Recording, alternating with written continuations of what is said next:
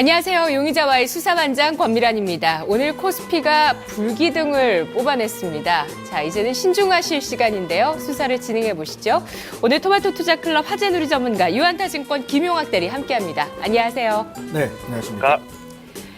오늘의 새 용의자 소환합니다. 첫 번째 용의자 AK홀딩스, 두 번째 용의자 위닉스, 세 번째 메리츠 종금증권입니다. 첫 번째 용의자의 알리바이 들어보시죠. AK홀딩스, 저유가 호재에 싱가포르 항공 투자 유치설까지 상승 추세 지속된다.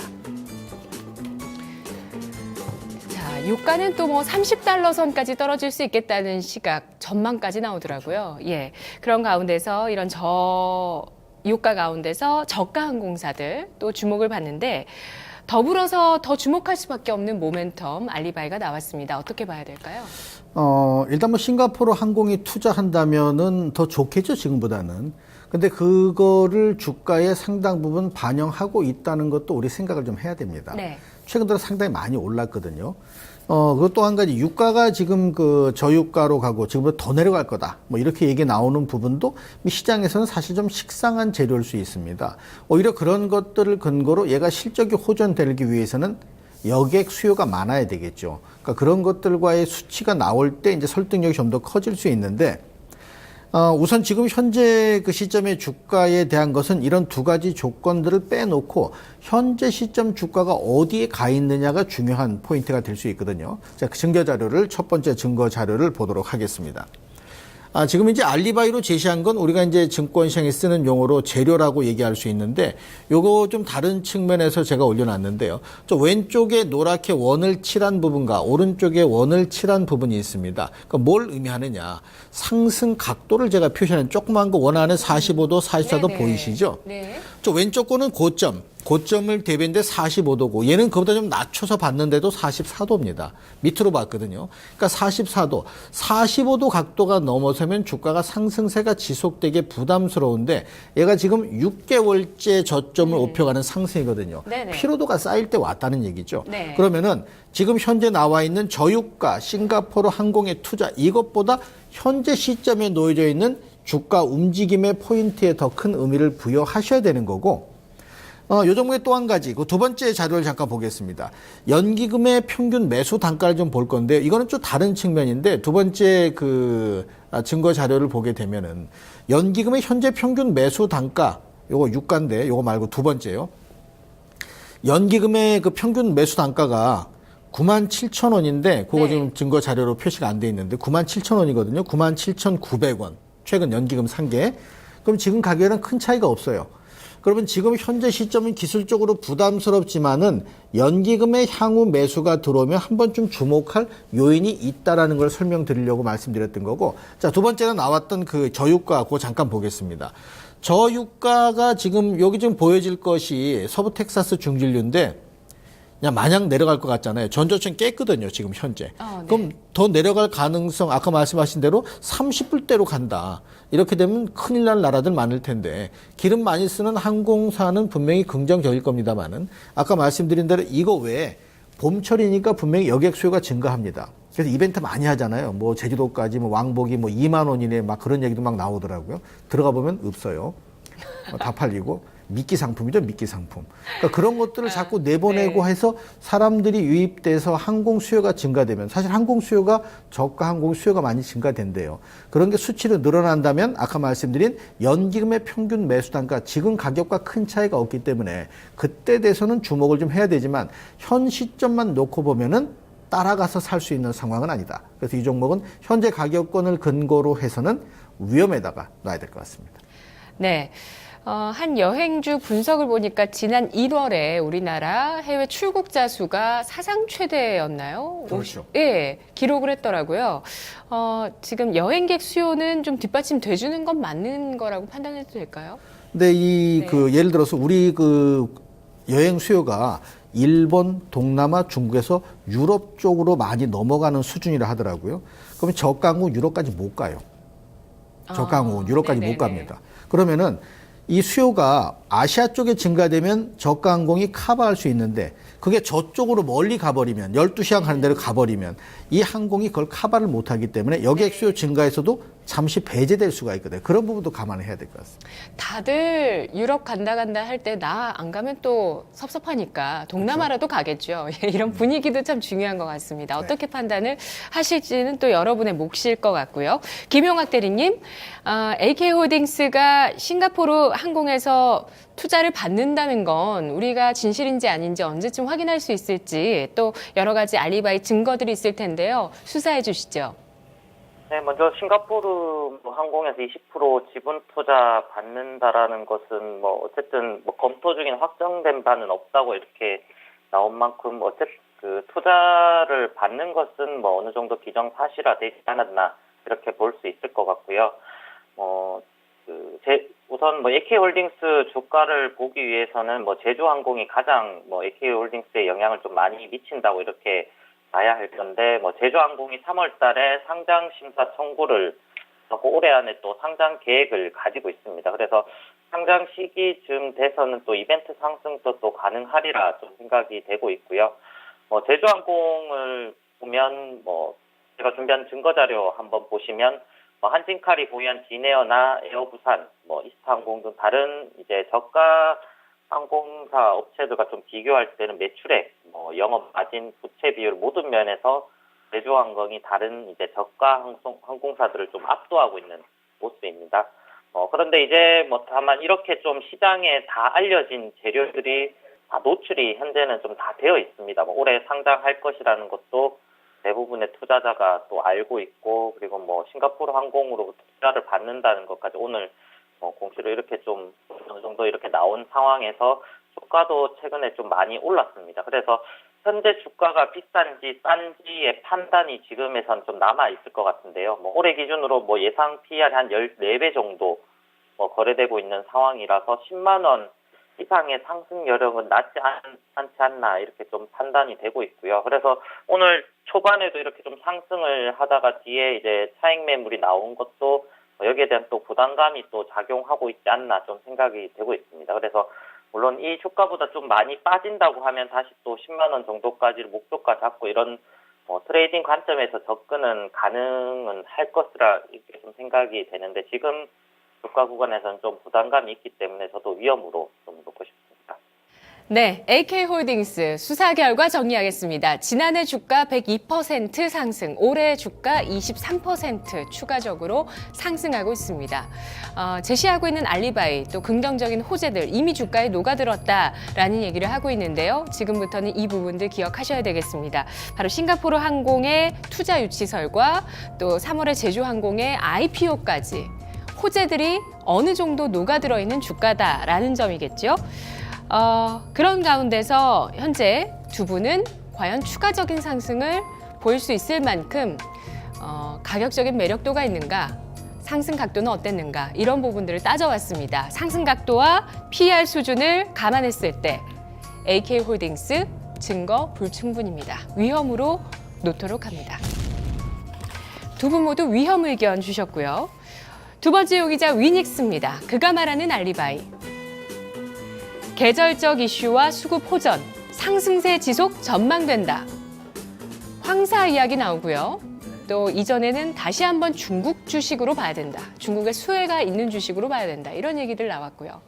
자, 지금부터 위닉스 더 날아오를 수 있을지 증거 알려주시죠. 근데 위닉스 보니까 또 요새 많이 올랐더라고요. 네네. 사실 위닉스가 이제 제습기 시장에 먼저 뛰어든 기업이잖아요. 그래서 제습시장을 이제 만들었다라 볼 수 있는데 작년인가 그 TV에서 그 보니까는 제습기를 각 사별로 나온 걸 다 비교하는 그런 그 프로가 있었더라고요. 보니까 제습기는 진짜 조금 비약해서 얘기하면 개나 소나 다 만드는 것 같아요. 그 이유는 뭐냐? 이게 진입 장벽이 없어요. 맞아요. 에어컨으로도 다 소화가 돼요. 진입 네. 장벽이 없고 이거 혼자 독단적으로 어떠한 그 시장이 형성되어 있는 게 아니더라고요. 네. 그렇다면 이거는 지금 현재 시점에서 아주 매력 있는 돈벌이 되는 시장으로 보긴 어려운 것이 처음 나왔을 때 집집마다 하나씩 다 샀을 거란 말이에요. 그럼 그게 망가져서 또 교체 수요가 됐느냐? 그것도 아직은 아니거든요. 그렇다면은 네. 중국 수요가 이제 증가되면 또 그걸 빠져나갈 수는 있긴 하겠죠. 근데 우리나라 오늘 어젠가 뉴스를 보니까, 올해 가뭄이 심할 거다. 뭐 최고조로 가뭄, 뭐 100몇 년간의 어떤 그 턴을 가지고 보면 올해가 가뭄이 무척 심할 거라 하더라고요. 네. 왜 그러냐면 작년 겨울에 뭐 시베리아 쪽에 내려오는 눈을 어떻게 막고 해서 지금 이제 우리가 강우가 나올 수 있는 조건이 안 돼 있다 하더라고요. 그러면 비가 많이 와야만 제습기가 효과가 있잖아요.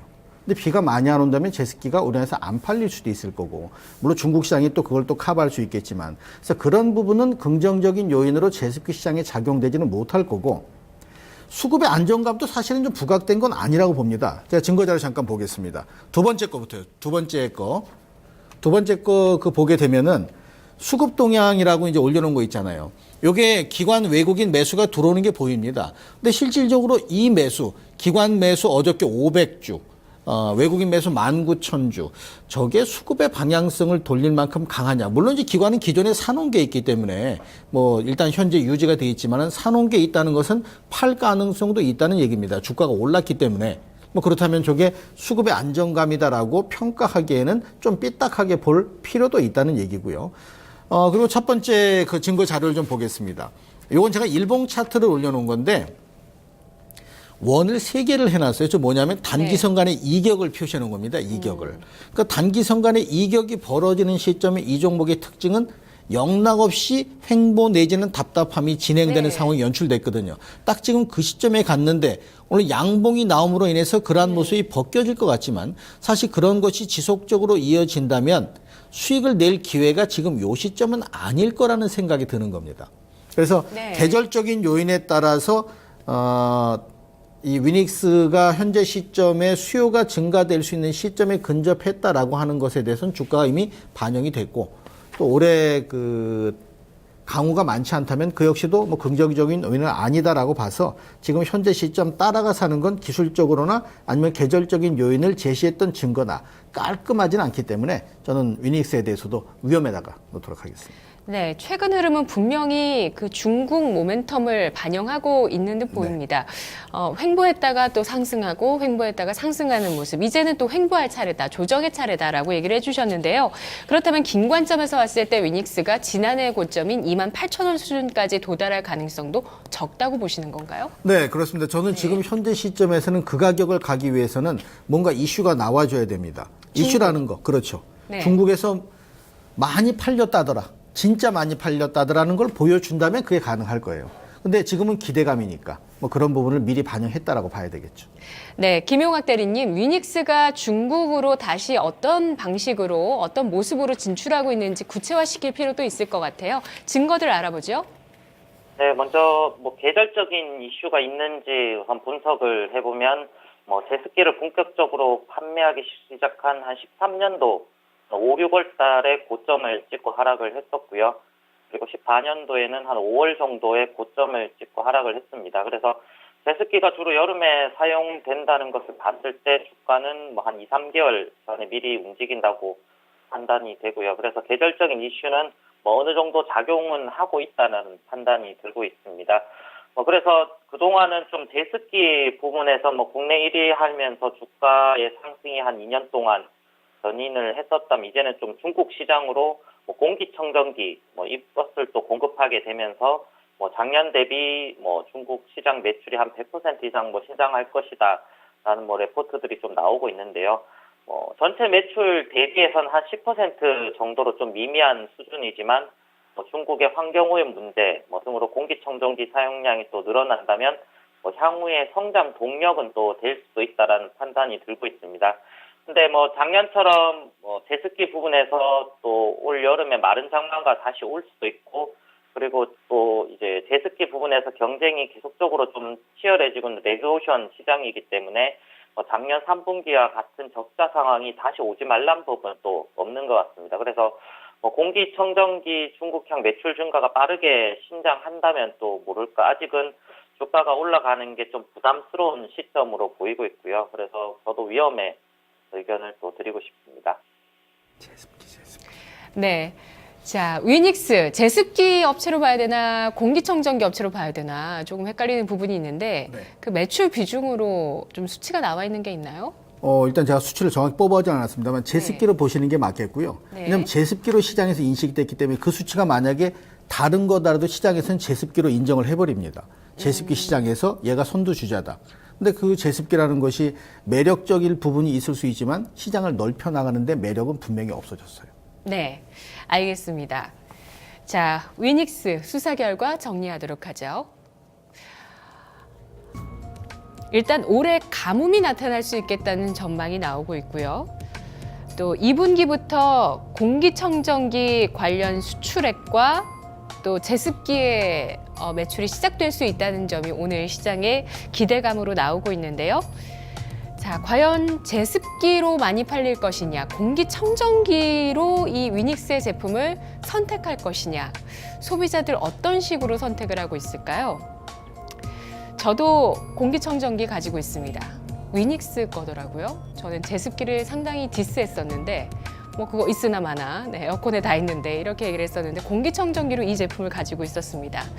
자, 과연 중국에서 공기청정기나 제습기로 위닉스가 새로운 레벨업을 시킬 수 있는지가 관건이 될 텐데요. 현재 증권가의 평균 목표 주가는 최근 한 달 동안 24,000원, 10%의 상승 여력을 보고 있다고 합니다. 하지만 오늘 수사관 두 분은 이 위닉스 증거 불충분으로 보고 있습니다. 위험으로 놓도록 하죠.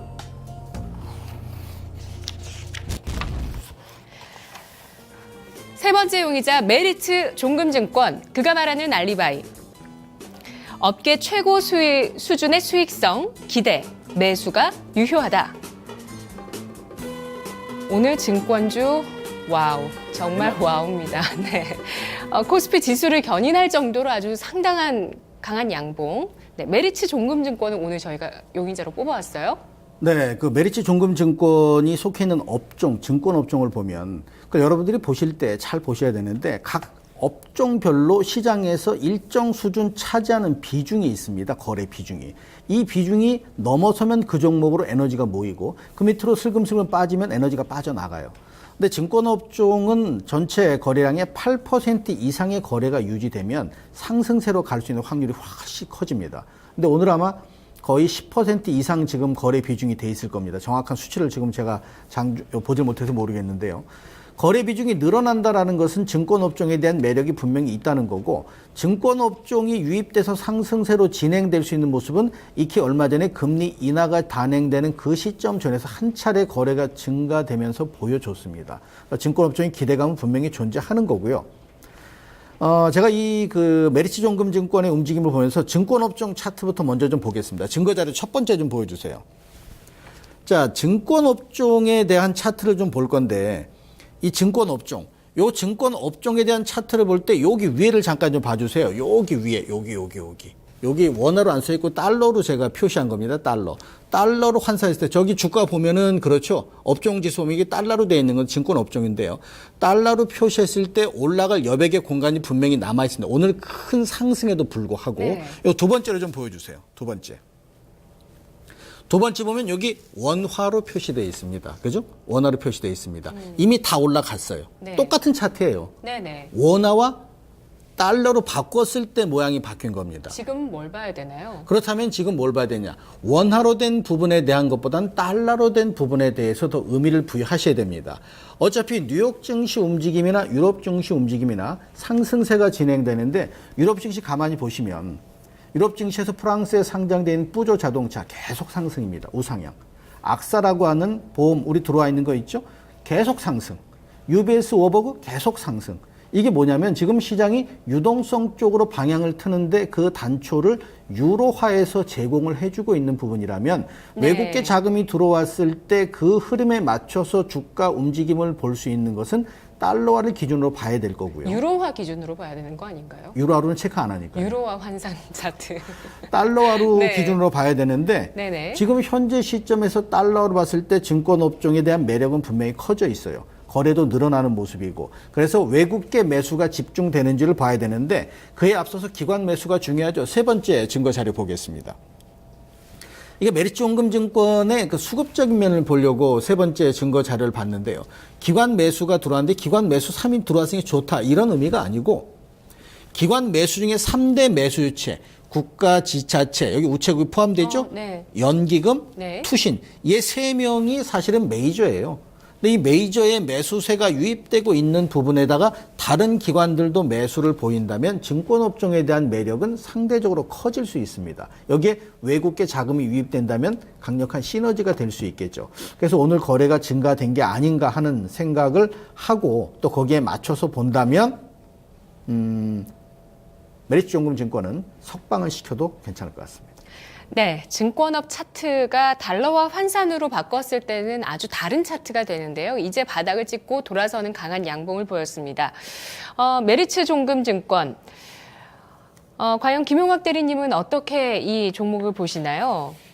네, 업종 면에서는 이렇게 좀 잘 분석을 해주신 것 같고요. 제가 종목 면으로 이렇게 말씀을 드리자면, 이전에 동양증권이 CMA 통해서 자산을 좀 많이 모으고 성장을 할 수 있었던 시기가 있었는데요. 지금은 이제 유일하게 증권사 중에 종금 라이센스를 보유한 메리츠종금증권 한 2020년까지 종금업을 영위를 할 수 있게 되었습니다. 그래서 종금 라이센스가 있으면 예금자 보호 상품을 또 발행을 할 수가 있고요. 그리고 부실채권 투자, 그리고 기업 대출, 다양한 사업 포트폴리오가 좀 가능하기 때문에 주가에 큰 영향을 받는 다른 증권사와는 다른 수익성을 또 창출할 수 있다는 이론점을 또 가지고 있습니다. 그리고 최근 좀 특이로운 상황이 있는데 증거자료 한번 보시면 메리츠 종금증권 지점 수는 이제 눈에 띄게 많이 줄어들고 있는데요. 지점당 평균 인원이 상당히 많이 늘어나게 됩니다. 그래서 지점 하나당 평균 인원이 무려 100명에 가까운 상황인데요. 직원들을 좀 집단적으로 좀 모아놓고 영업을 하면서 전사 비용을 또 줄여 나갈 수 있어서 타 증권사 대비 좀 마진율이 상당히 좀 좋은 상황을 만들고 있지 않은가. 그래서 ROE가 18%가량 나타내는 것을 봤을 때 상당히 좀 수익성 면에서 개선이 되고 있다라고 볼 수 있을 것 같고요. 여기에 또 IM투자증권과 5, 6월 달에 합병이 진행되면 자기 자본 1.1조, 그래서 업계 10위권으로 진입을 하게 되고, IB 부분이 IM투자증권이 좀 강했다 보니까 IB 쪽에서의 시너지 효과, 그리고 KRX 지분 매각 이익 발생, 그런 등등 이유로 재무구조 또한 나아지지 않을까 좀 생각을 하고 있습니다.